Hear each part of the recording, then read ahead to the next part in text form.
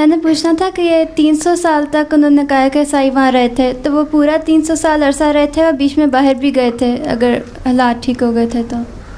300 سال سے زائد اس نے کہا ہے، اور 309 سال رہے تھے۔ 309 سال کا مطلب یہ تھا کہ جب حالات اچھے ہوتے تھے باہر آ جاتے تھے، پھر کوئی بادشاہ سخت آتا تھا، سختیاں شروع ہوتی تھیں، پھر اندر چلے جاتے تھے۔ بھٹو صاحب نے قانون بنایا تو احمدی تھوڑے سے محتاط ہو گئے، پھر تھوڑا سا ریلیکسیشن ہو گئی، اس میں کچھ ہونے لگ گیا۔ پھر ضیاء الحق صاحب آئے، اس سے بھی بڑا جابر بن کے آیا۔ اس نے کہا مسجد میں کلمہ نہیں لکھ سکتے، نماز نہیں پڑھ سکتے، سلام نہیں کر سکتے، السلام علیکم نہیں کہہ سکتے، شادی کارڈ پہ نہیں لکھ سکتے ہیں۔ تو اس پہ مقدمے ہونے شروع ہو گئے۔ پھر مسجدوں میں پاکستان میں اذانیں بند ہو گئیں، اور اس وجہ سے پھر کہ کچھ کہہ نہیں سکتے، اگر کو اسلامی نام نہیں رکھ سکتے،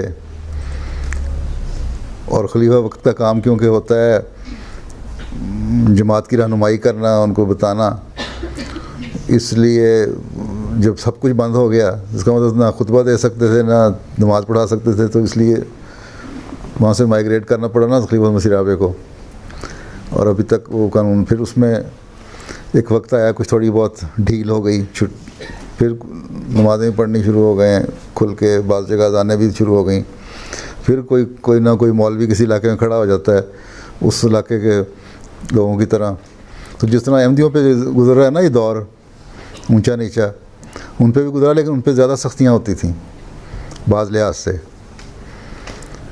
ویسے تو اب جو دور آ رہا ہے آج کل، اس میں بھی سختی بہت زیادہ شروع ہو گئی ہے احمدیوں پہ۔ تو یہ مختلف دوروں کا وقت ہے، کبھی بادشاہ کو سخت آ جاتا تھا یا ایڈمنسٹریشن سخت آ جاتی تھی تو زیادہ سختیاں شروع ہو جاتی تھیں، پھر وہ چھپ جاتے تھے، پھر جب نرم زمانہ آتا تھا پھر باہر آ جاتے تھے۔ تو 300 سال مستقل نہیں رہے، بلکہ وقتاً فوقتاً رہتے رہے ہیں۔ پہلے بہت زیادہ کچھ شروع میں دیکھنا پڑتا تھا ان کو، ہیں جی، نئے دور میں۔ جب کوئی بڑا شیطان آتا تھا چھپ جاتے تھے، جب چھوٹا شیطان ہوتا تھا تو باہر آ جاتے تھے۔ شیطان ہر وقت میں دور میں رہا ہے۔ ہاں جی، اللہ تعالیٰ نے تمہیں اس آدم کی شیطان کی خبر دی ہے نا، تو اس سے پہلے بھی شیطان تھا۔